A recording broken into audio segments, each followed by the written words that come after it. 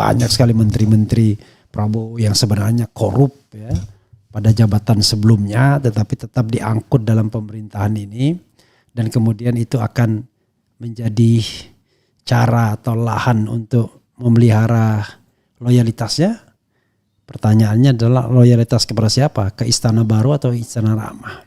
Kita mengatakan, waduh si Menteri X telanjang ya, nggak mungkin nggak korupsi kalau kita lihat kekayaannya, asal usul kekayaannya dan lain sebagainya. Tetapi tetap direkrut dalam kabinet, kemudian dijadikan andalan dan lain sebagainya. Jadi akan, makanya terus terang saja saya mengatakan from the beginning saya agak pesimis tentang pemberantasan korupsi dalam semua era pemerintahan presiden. Makanya kalau mau memberantas korupsi yang benar ya cari menteri yang nggak ada gosip, yang tidak ada korupsinya.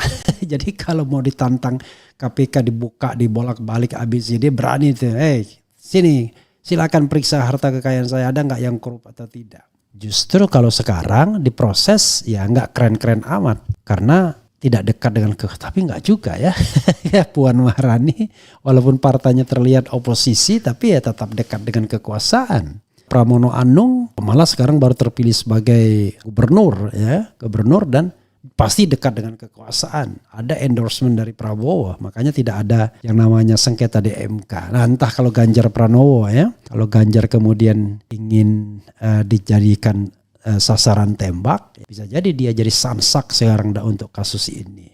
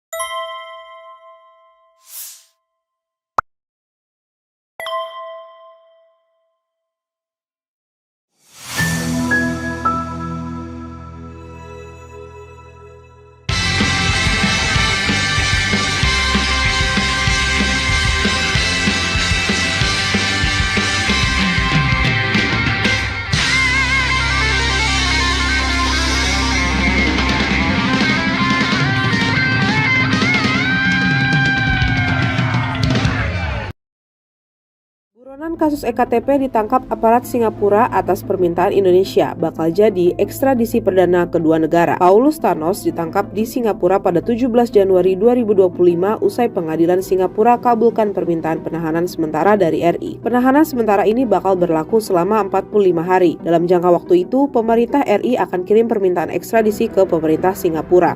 Duta Besar RI untuk Singapura, Suryo Pratomo, bilang Paulus jadi implementasi ekstradisi pertama antara RI dan Singapura. Paulus merupakan Direktur Utama PT Sandipala Arta Putra. Perusahaan ini diduga jadi salah satu pihak yang diperkaya karena proyek EKTP, terima 145 miliar rupiah. Tapi karena menetap di Singapura bahkan berganti nama, KPK sulit memproses hukum Paulus. Padahal Paulus sudah tersangka sejak Agustus 2019.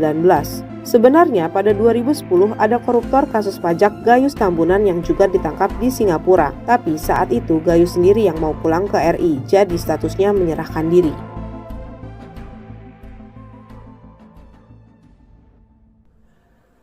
Benar ada proses ekstradisi untuk DPO tersangka perkara IKTP inisial PT. KPK saat ini bekerja sama dengan Kementerian Hukum, Kejaksaan, dan Polri untuk memenuhi syarat-syarat ekstradisi tersebut. Kita berharap syarat-syarat tersebut dalam waktu dekat dapat segera dipenuhi dan tersangka PT dapat dimintakan pertanggungjawabannya di perkara IKTP. Assalamualaikum warahmatullahi wabarakatuh.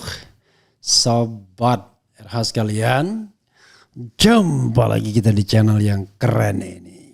Keren, cadas. Ya, sobat RH sekalian, jadi ini berita yang menarik soal tertangkapnya Thanos. ya. Lalu kemudian tiba-tiba sekarang kasus EKTP menyeruak lagi, Puan Ganjar Pramono dibidik ya. Kalau ditanyakan kepada saya ya, once again saya katakan siapapun yang korup, mau dari rezim A, rezim B, rezim C, rezim D, rezim D, rezim F, ya silahkan saja diproses ya. Kalau benar ya katakan benar, kalau tidak apa boleh buat. Bukan, kalau tidak ya jangan disalahkan. Tapi kalau Anda terpilih benar, dan karena Anda terpilih ya apa boleh buat. Makanya pesan moralnya kalau tidak mau terpilih ya jangan korup ya kan. Saya apalagi saya mendengar tuh banyak sekali menteri-menteri Prabowo yang sebenarnya korup ya pada jabatan sebelumnya, tetapi tetap diangkut dalam pemerintahan ini, dan kemudian itu akan menjadi cara atau lahan untuk memelihara loyalitasnya. Pertanyaannya adalah loyalitas kepada siapa? Ke Istana Baru atau Istana Lama? Dan bahkan Prabowo sendiri pun kemudian tidak terlepas juga dari isu-isu seperti misalnya terkait dengan food estate, ya, pembelian pesawat dan lain sebagainya, termasuk governance di Kementerian Pertahanan misalnya. Yang itu semua sudah menjadi rahasia umum, ya, public knowledge yang sebenarnya tanpa diungkap pun orang sudah tahu. Nah, yang jadi masalah kan kita tidak pernah berjalan sama dan sebangun antara rumor, gosip dengan law enforcement. Banyak sekali rumor dan gosip yang kita yakini, tetapi kemudian tidak ada law enforcementnya sama sekali. Kita mengatakan, waduh si Menteri X telanjang ya, nggak mungkin nggak korupsi kalau kita lihat kekayaannya, asal usul kekayaannya dan lain sebagainya. Tetapi tetap direkrut dalam kabinet, kemudian dijadikan andalan dan lain sebagainya. Jadi akan, makanya terus terang saja saya mengatakan from the beginning saya agak pesimis tentang pemberantasan korupsi dalam semua era pemerintahan presiden, mulai dari presiden terutama yang terpilih ya, mulai dari Presiden SBY, Presiden Jokowi maupun Presiden sekarang Prabowo ya. Apa boleh buat, karena selalu saja mereka menjadi bagian dari itu atau paling tidak melibatkan orang-orang yang menjadi bagian dari corruption. Ketika saya di Arab Saudi saya mendengarkan ya, bagaimana perilaku korupsi pejabat Indonesia ya, yang tentu saya tidak bisa spill dan orangnya masih ada dalam inner circle pemerintahan hari ini. Kemudian ketika saya ke Bali ya, mendengarkan gosip tentang korupsi ketika Menteri Ono masih menjadi legislatif misalnya dan lain sebagainya. Jadi rasanya miris ya. Makanya kalau mau memberantas korupsi yang benar ya cari menteri yang nggak ada gosip, yang tidak ada korupsinya. Jadi kalau mau ditantang KPK dibuka, dibolak-balik ABCD berani itu, sini silakan periksa harta kekayaan saya, ada nggak yang korup atau tidak. Tetapi kalau kemudian orang-orang korup dijadikan pejabat publik ya kan, diandalkan untuk melakukan pemberantasan korupsi, ya maka yang terjadi adalah lip service saja ya, bukan pemberantasan korupsi yang genuine ya, bukan sesuatu yang ingin diperjuangkan, tapi sekedar lip service saja. Dan mudah-mudahan pemerintahan Prabowo tidak begitu. Tapi saya sendiri sudah membantah apa yang saya katakan. Mudah-mudahan tidak begitu dengan dia merekrut orang-orang yang bermasalah dari awal ya. Entah kenapa direkrut, takut pada pemerintahan yang lama, ingin memelihara kesetiaan ala Jokowi atau bagaimana. Karena biasanya orang bermasalah paling gampang menjilat dan paling gampang setia. Paling gampang mengatakan menjempol, memberikan jempol kepada atasan atau bosnya. Itu persoalannya. Nah ini kita satu test case ya. Ini seperti kasusnya Hasto Kristianto. Dulu yang begini-begini ditutupin karena part of the government. Sekarang karena perceived as an opposition ya, maka kemudian mulai dibuka hal-hal seperti ini. Tapi kita akan lihat bagaimana ujung dan kelanjutannya. Kalau saya ya sudah, ibarat sale ya, buka aja semuanya. Siapapun yang melakukan tindak pidana korupsi, sehingga kita akan tahu sesungguhnya berapa orang sih di lingkar kekuasaan yang hari ini punya power, punya kekuasaan yang benar-benar bekerja untuk negeri ini, atau sekedar kemudian hanya untuk memupuk kekayaan. Yang dimusuhin kita yang tidak punya akses kekuasaan, yang tidak punya pengalaman korupsi dan lain sebagainya kan. Padahal orang-orang yang punya pengalaman korupsi yang luar biasa, yang sampai sekarang masih menjabat selama belasan tahun, itulah seharusnya yang harus diperhatikan pemerintahan Presiden Prabowo, kan, bukan begitu? Atau jangan-jangan Prabowo menggunakan taktik Jokowi, membiarkan penggawa-penggawanya korup, ya kan? Lalu tiba-tiba dia memelihara kesetiaan dari soal seperti itu karena dia ingin 2 periode. Wallahu a'lam bishawab, ya. Coba kita bacakan, ya. Ini dari inilah.com, ya. Komisi Pemberantasan Korupsi KPK diminta menuntaskan kasus dugaan korupsi pengadaan KTP elektronik menyusul telah ditangkapnya buronan Paulus Thanos alias Tianpo Chin PT di Singapura. Diketahui sejumlah pihak disebut ikut menerima uang pelicin dalam proyek eKTP, termasuk 3 politisi PDIP masing-masing Puan Maharani, Ganjar Pranowo, dan Pramono Anung. Ketiganya diduga terlibat saat masih menjabat sebagai anggota DPR RI. And the problem is, dari 500-an anggota DPR itu bisa ditanyakan kira-kira yang nggak pernah terima amplop di luar gaji dan tunjangan siapa, ya? Itu persoalannya. Saya mau nanya sebenar-benarnya. Karena yang saya dengar, ya, setiap rapat misalnya, ya, rapat dengan pendapat umum atau dengan mitra misalnya, itu bisa saja ada pemberian-pemberian dan lain sebagainya. Itu yang dalam tanda kutip yang abu-abu, gray area. Belum lagi yang jelas-jelas memang urus sana di anggaran dan lain sebagainya. Orang sudah tahu semua seperti itu. Tapi ya dia yang menentukan. Dia yang menentukan KPK, dia menentukan KPU dan lain sebagainya. Bagaimana kita mau memberantas korupsi? Tapi bisa, asal Presiden Prabowo memiliki determinasi, ya, keinginan yang bukan omon-omon, bukan keinginan di atas kertas, ya. Dia ikuti saja pidato-pidato dia sebelum terpilih sebagai presiden dulu misalnya. Apakah betul dia ingin memberantas korupsi? Satu agenda saja, pemberantasan korupsi. Saya terus terang tidak melihat. Jadi kalau misalnya orang bicara tingkat kepuasan dan lain sebagainya, I don't care with tingkat kepuasan. Karena tingkat kepuasan itu jadi relatif. Kenapa? Ini kadang-kadang sangat bergantung pada PR pemerintah. Bergantung kepada siapa atau lembaga mana yang mengadakan survei tersebut.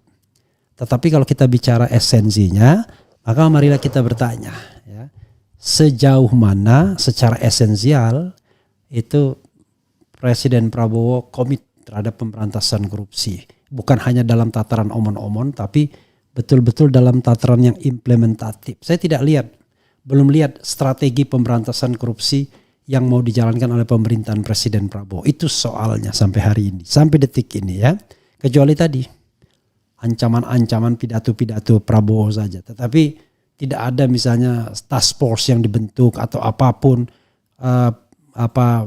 misalnya keputusan-keputusan presiden dan lain sebagainya yang betul-betul memberikan harapan bahwa pemberantasan korupsi akan diseriusin, begitu, ya. Kemudian siapapun, mau anak ketua partai, ketua DPR atau ketua MPR, kalau memang terlibat harus diproses hukum, apalagi fakta itu sudah terungkap di persidangan, ujar pakar hukum pidana Universitas Bung Karno UBK Hudi Yusuf saat dihubungi oleh inilah.com. Menarik sekali. Jadi yang dihubungi adalah pakar hukum pidana dari Universitas Bung Karno, ya, universitasnya yang belongs to memang dengan Mbak Rahma dulu, ya, tapi almarhumah.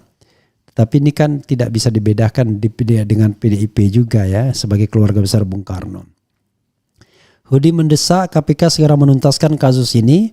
Ia memperingatkan jangan sampai terjadi presiden buruk di mana pihak yang dekat dengan kekuasaan justru tidak diproses hukum. Ya, it happened many times, ya, sudah terjadi banyak kali, ya, beberapa kali. Siapapun yang terlibat baik anggota dewan maupun pejabat partai harus diproses. Kalau kasus ini terus didiamkan, maka citra KPK sebagai lembaga penegak hukum akan rusak. Kita tidak ingin hukum hanya tajam ke bawah tapi tumpul ke atas, tegasnya.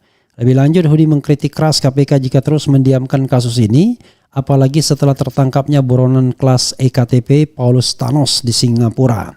Jika KPK tidak memproses koruptor, itu bukan hanya jahat, tapi juga pengkhianatan kepada rakyat. Ini kejahatan yang bertumpuk-tumpuk tambahnya. Fakta persidangan sebelumnya, ya bagus juga ini. Dikasih flashback ya. Ini flashbacknya. Komisi Pemberantas flashbacknya adalah dalam persidangan kasus korupsi EKTP sebelumnya pada Kamis 22 Maret 2018 ya, luar biasa, 7 tahun yang lalu hampir ya. Terdakwa mantan Ketua DPR Setia Novanto mengungkapkan bahwa ia mendengar ada uang yang diserahkan kepada Puan Maharani dan Pramono Anung masing-masing sebesar $500.000 atau sekitar 6,8 miliar. Setia Novanto menyatakan bahwa informasi tersebut ia dapatkan dari pengusaha Madaoka Masagung dan Andi Narogong yang menyampaikan kepadanya di rumah. Saat itu Puan Maharani menjabat sebagai ketua fraksi PDIP di DPR, sedangkan Pramono Anung adalah anggota DPR. Bu Puan Maharani, ketua fraksi PDIP, dan Pramono adalah $500.000 AS. Itu keterangan Madaoka, ujar Setia Novanto kepada majelis hakim saat diperiksa sebagai terdakwa. Sementara itu mantan anggota DPR M. Nazarudin dalam persidangan lainnya menyebutkan bahwa ia pernah melihat Ganjar Pranowo, Jafar Hafsah, dan Khairuman Harahap menerima uang terkait proyek EKTP. Namun Ganjar disebut sempat menolak. Saudara menyebutkan ada beberapa orang terlibat. Orang melihat langsung menerima uang seperti Pak Ganjar. Saya membaca putusan terdahulu, keterangan saksi memang Pak Ganjar awal menolak. Tanya jaksa KPK Abdul Basir kepada Nazarudin dalam sidang lanjutan perkara korupsi proyek EKTP dengan terdakwa Setia Novanto di Pengadilan Tipikor Jakarta Senin 19 Februari 2018. Iya, karena waktu itu semua wakil ketua dikasih $100.000 dan Pak Ganjar enggak mau, ujar Nazarudin. Ya, ini yang dulu yang dibilang kurang ya. Pak Ganjar minta berapa? Tanya jaksa kembali.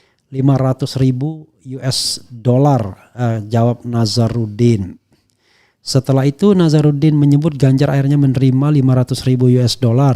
Ia bahkan mengaku melihat langsung saat uang itu diterima Ganjar. Penangkapan Paulus Thanos. Buronan kasus korupsi pengadaan EKTP L. Paulus Thanos alias Tian Po Chin. Coba bayangkan ya, kasus yang padahal Ganjar sudah 10 tahun menjadi gubernur dan itu ketika dia menjadi anggota DPR ya. Nanti hati-hati anggota DPR yang sekarang menjadi menteri ya, nanti hati-hati ya, kasus-kasus penerimaan uang seperti ini juga akan dipermasalahkan ya. Seandainya saja ada transparansi, ada keberanian Prabowo, waduh banyak yang kena ya. Karena itu gimana caranya ya untuk membuat Indonesia clear ya dari pejabat-pejabat korup ini. Diampuni boleh tapi jangan menjabat mestinya kan. Kemudian penangkapan Paulus Thanos. Buronan kasus korupsi pengadaan KTPL Paulus Thanos alias Tian Po Chin ditangkap oleh Corrupt Practices Investigation Bureau di Singapura pada 17 Januari 2025. Saat ini Paulus Thanos ditahan di Changi Prison setelah pengadilan Singapura mengabulkan permintaan penahanan sementara. Penahanan tersebut merupakan bagian dari mekanisme perjanjian ekstradisi RI Singapura.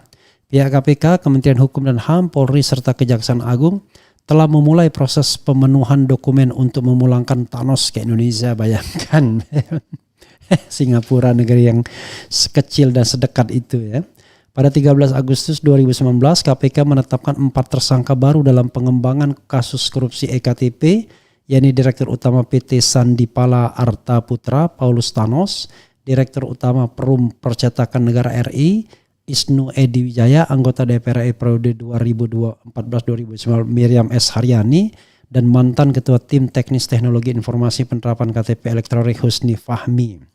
Kasus ini diduga merugikan negara hingga 2,3 triliun. Namun Paulus Thanos sempat melarikan diri ke luar negeri dengan mengganti nama dan menggunakan paspor negara lain sebelum akhirnya tertangkap. Kasus ini kembali menjadi sorotan publik terutama terkait keterlibatan sejumlah nama besar. Publik menunggu langkah tegas KPK untuk membuktikan bahwa hukum berlaku adil bagi semua pihak tanpa memandang jabatan atau kedekatan dengan kekuasaan. Justru kalau sekarang diproses ya nggak keren-keren amat. Karena tidak dekat dengan tapi nggak juga ya. Ya Puan Maharani walaupun partainya terlihat oposisi tapi ya tetap dekat dengan kekuasaan. Pramono Anung malah sekarang baru terpilih sebagai gubernur dan pasti dekat dengan kekuasaan. Ada endorsement dari Prabowo, makanya tidak ada yang namanya sengketa di MK. Nah entah kalau Ganjar Pranowo ya, kalau Ganjar kemudian ingin dijadikan sasaran tembak, ya bisa jadi dia jadi samsak sekarang untuk kasus ini. Kita akan lihat ke depan ya. Ya intinya adalah siapapun yang salah ya harus diproses ya. Saya mau mengatakan mau Anies, mau Ganjar, mau Prabowo harus diproses. Tapi Prabowo siapa yang mau memprosesnya? Bang Refli, fufu-fafanya harus hilang dan nyah dulu baru tuh kasus apapun bisa diungkap. Nggak yakin saya. Karena the problem is not about fufu-fafa himself tetapi mengenai diri kita semua ya, termasuk pemerintahan Prabowo Subianto sendiri yang saya belum melihat ya ada keseriusan untuk melakukan pemberantasan korupsi. Kalau serius nggak begini dia merekrut anggota kabinet ya. Kalau saya mengatakan anggota kabinet Jokowi jilid pertama jauh lebih baik dibandingkan anggota kabinet Prabowo Subianto yang terkesan asal main comot saja siapapun yang mendukungnya kan begitu. Begitu sobat era sekalian ya. Saya kira itu dulu yang bisa saya share ya. Mudah-mudahan komitmen kita untuk menjadi bagian dari pemberantasan korupsi itu tetap kuat. Betapapun pemerintah tidak suka mendengarkan kritik dan masukan kita. Karena apa yang kita katakan itu bukan salah, benar. Tetapi biasanya kebenaran itu tidak akan pernah mau didengar orang-orang yang bermasalah. Kan begitu. Pemimpin yang baik mau mendengarkan bagian yang paling pahit dari apa yang dia lakukan, apa yang ingin diberikan masukannya oleh masyarakat atau rakyatnya. Tapi pemimpin yang tidak baik hanya ingin mendengar bagian yang baik, puji-pujian dari rakyatnya saja. Nah, kita tidak tahu apakah Prabowo pemimpin yang baik ataukah pemimpin yang tidak baik. Ya, sorry to say Pak Prabowo ya. Jangan hanya karena begini kemudian tiba-tiba ada rakyat yang tidak disukai. Kenapa? Karena kenapa tidak disukai? Karena menyampaikan sesuatu dengan benar apa adanya, ya, tidak tedeng aleng-aleng, tidak mau minta jabatan, tidak mau minta uang. Jauh dari itu semua ya. Ya, itu saja sobat sekalian ya. Terima kasih ya. Wassalamualaikum warahmatullahi wabarakatuh. Keren cadas. Cia.